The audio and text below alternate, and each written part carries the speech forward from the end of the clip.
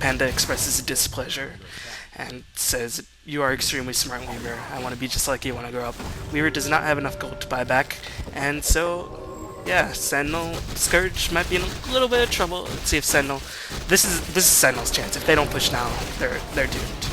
But a nice chain frost catches the Bat Rider and the Necrolite. Oh, Tidehunter manages to hit a nice ultimate, and I don't think the Necrolite had to use his Reaper Sight at all. Maybe it's still on cooldown. Anyway, he managed to pick off the Lich, and Panda. This is a problem with the Panda. If you're by yourself, you can't really do anything except disable and stall. And meanwhile,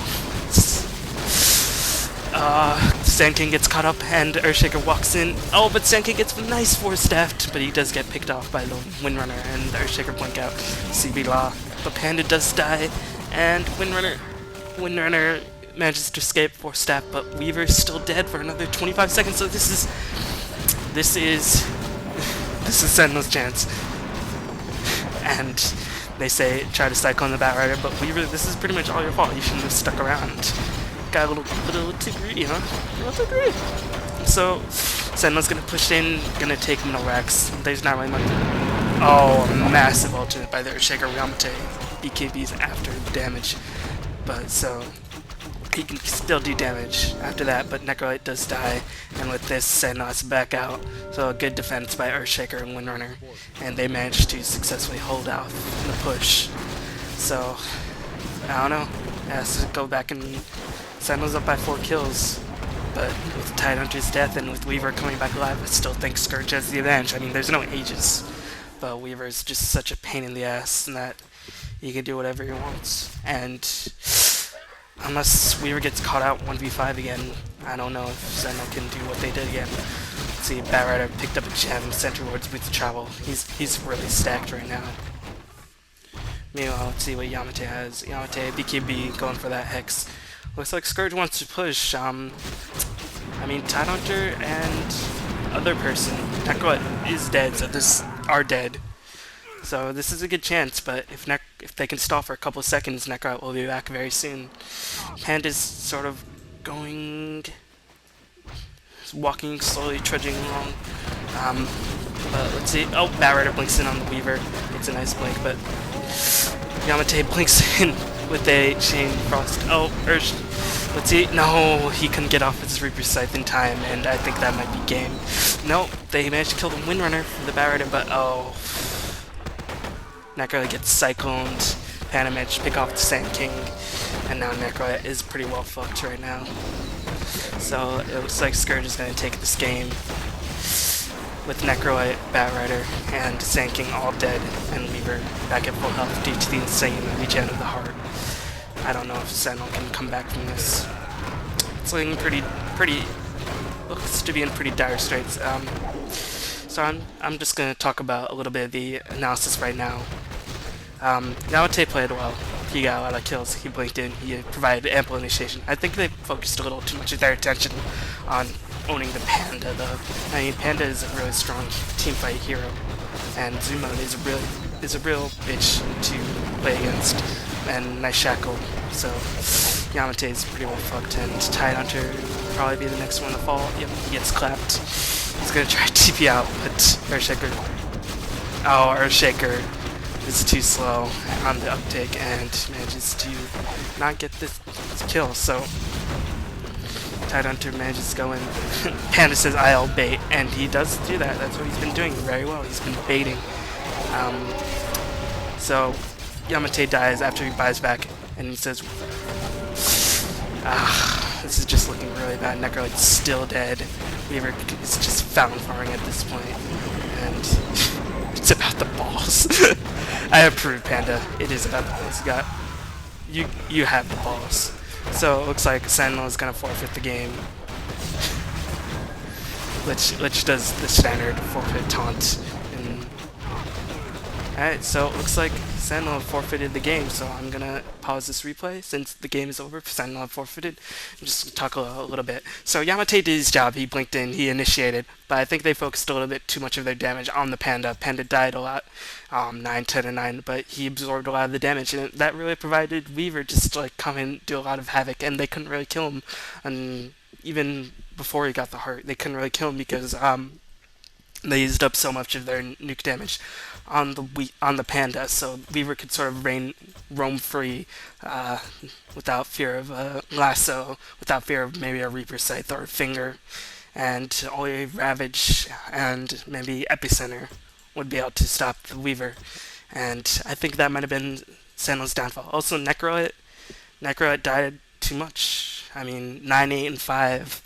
But he did not have a really strong mid game like Necroids are supposed to. Necroid is more. He's a strong late game hero, but he's mostly a mid game hero when he's sort of the tankiest thing on the map, where he can sort of insta kill you if you're below half HP, if he can just keep living and living and prolong the battles until his team and he wears you out. But Weaver is also one of those heroes. He sort of prolongs battle and wears you out with his bugs, with his Kuchi, if he has radiance, with his radiance damage, and just doing an annoying amount of damage. Windrunner is another one of those heroes, wind running and sort of tanking with the mechanism and shackling and just wearing the other team out. I think that's sort of what happened with the Sentinel team. They went on the Panda, but they just got worn out by all the other damage. I mean, without the Panda, they still have an Earthshaker ultimate and a Chain Frost. And considering how many fights took place in the jungles and in the rivers, without the creeps for the Chain Frost to bounce back and forth, Chain Frost did a huge amount of damage. So even look at Earthshaker, he's so stacked. So really, well played game by Scourge, I suppose. Panda baited successfully, like you said. Yamateh played well, but their lack of the late game got to them. Necroite couldn't carry as hard as a Weaver, which is sort of to be expected.